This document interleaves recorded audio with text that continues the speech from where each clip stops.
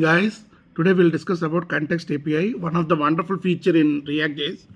So we all know about state actually. With state, what we are doing is we are managing the state of the particular application.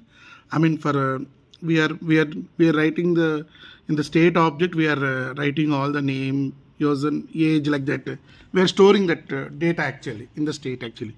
But now what we happened is in order to manage the for the state of the application for small applications for small things where there is not that much of state management, so there comes the context API.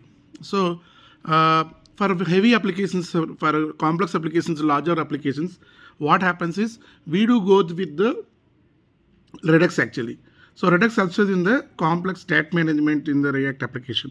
So context feature, why does it has come? Why has it come actually? So we always have a concept of prop dealing actually. So what is happening is I will tell context feature, data or state values can be shared to multiple components. We can update, delete without using props actually. So context API is a feature which is used to share data with multiple components without passing the data through props manually. See, by passing the data through props manually is very tedious process because as long as the chain goes on, there will be very difficult to communicate actually. If data has to reach the smallest level child component, we have to pass through all the components which are in between. That means we have to go through all the middle and top levels actually. This process we call it as prop dealing. With context API, we can pass from any component, I mean from one parent to the least child component. So as we said, Redux is for big level and applications where the state is not that much that we're not maintained, which is very difficult. That time we go for Redux. We use context API for small level app for state management.